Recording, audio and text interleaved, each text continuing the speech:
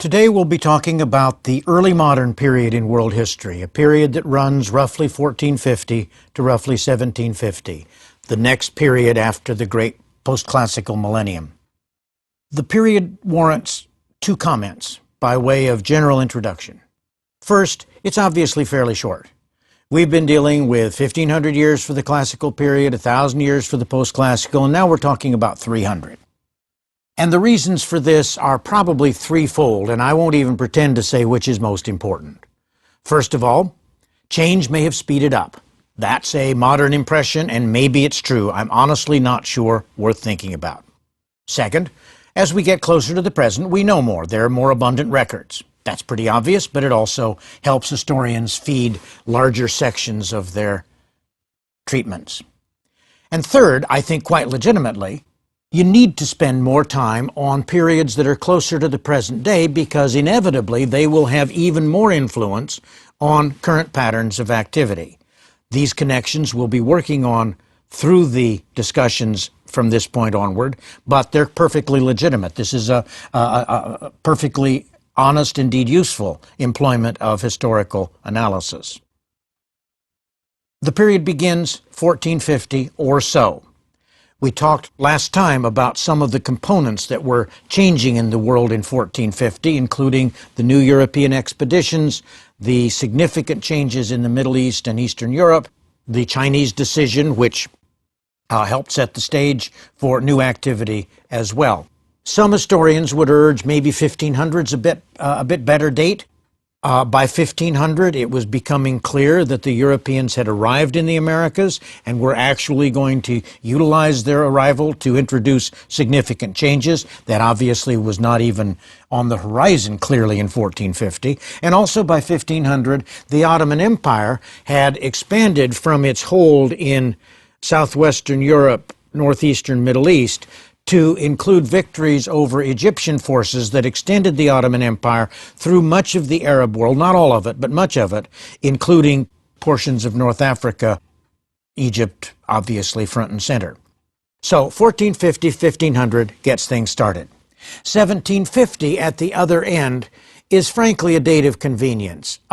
It really is used mainly to say, well, it's around this time that things are going to be changing because of the impact of European industrialization. Not an entirely satisfactory decision. We'll have to talk about it when we talk about the next period in world history. This is an unusual case in which the boundaries of a period at the end are frankly pretty vague. But let's be honest, that's the way it's usually done. Early modern, obviously, is meant to be revealing. It's not quite modern, hence early, but it's a lot more recognizable in terms of our world today than the post-classical was. It's a term that was long used in European history. I don't think it's a distortion to use it in world history, but we need to recognize what some of the implications are. The second general comment about the early modern period is really a warning. This is where many well-intentioned world history educational programs go off the rails. For example, the California state system. California established elegant parameters for world history up to 1450. Interesting treatments of Islam, of Asia, of Africa, etc. But then in 1450, the world becomes Europe. And two things happen. One, the expansion of European power, which is undeniable, becomes the central theme so that everything is organized around how societies were reached by Europe, how they reacted to Europe as though they had no independent volition, no independent background, and that just oversimplifies and distorts. The second thing that happens is European history is suddenly given a richness. We're indulging ourselves in looking at the glories of changes in the West as if nothing else were going on elsewhere, as if these developments need to receive a degree of attention that simply distracts from the continued complexity of the world as a whole. So in dealing with the early modern period, we must recognize that the power of Western Europe in the world did increase. That's a legitimate major change. We must recognize that the nature of the West itself was significantly transformed in ways that were obviously important in the West and would have implications for other regions. But we must keep balance. I think it's easy to do, but we need to keep the warning in mind. Europe did not run the world in 1750. Many societies continued to act in great independence of Europe. Important developments continued to occur that had very little to do with Europe one way or the other. The world continued to be complicated. The world continued to operate along several parallel lines.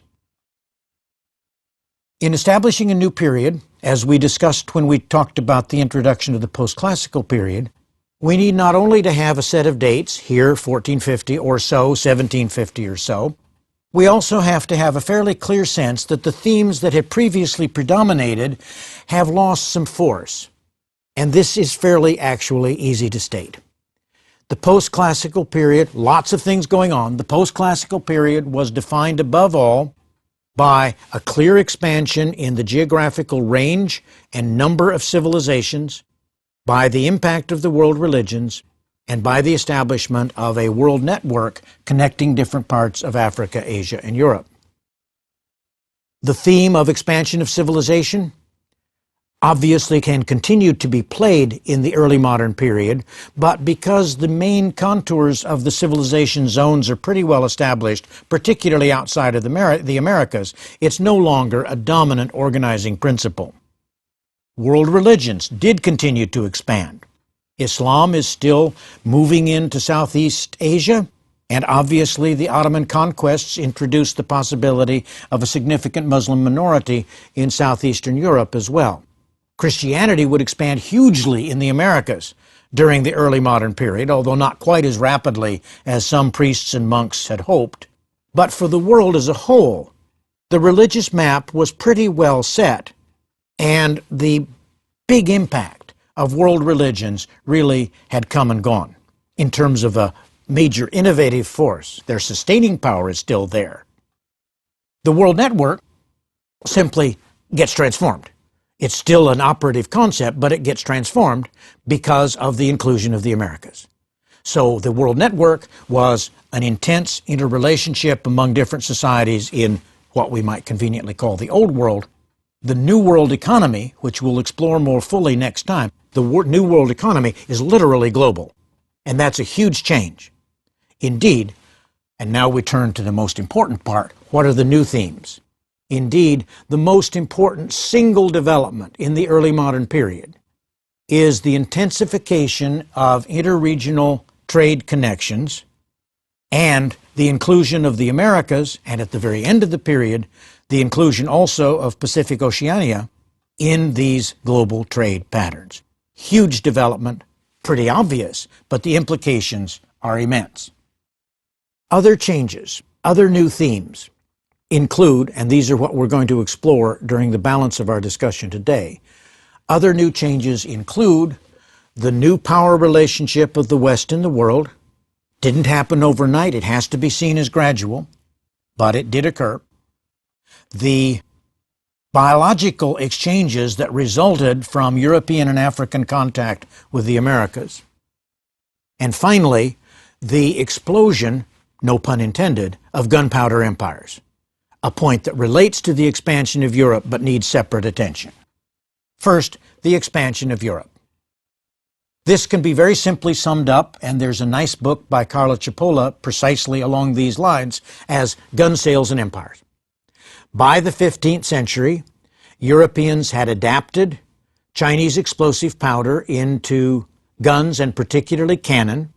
They benefited, interestingly, from the fact that well before the advent of Chinese explosive powder in Europe, Europeans were already familiar with heavy metal casting, interestingly for the purpose of making church bells. Now, nobody sat around when church bells were being developed saying, I think several centuries from now this will make a great weapon. But the fact is, another bit of dumb luck. Europeans were able to transfer this technology to the casting of bronze and iron cannon. Sails came from adaptations of Arab shipping. Europeans learned how to make more effective ocean-going vessels. They stopped depending on galley slaves to row through the Mediterranean, and these new vessels proved to be particularly successful in navigating the waters of the Atlantic and then the Pacific. Along with guns and sails came, of course, the increasing utilization of navigational devices, most of which the Europeans had borrowed from elsewhere, the compass, etc., and the Europeans were off and running.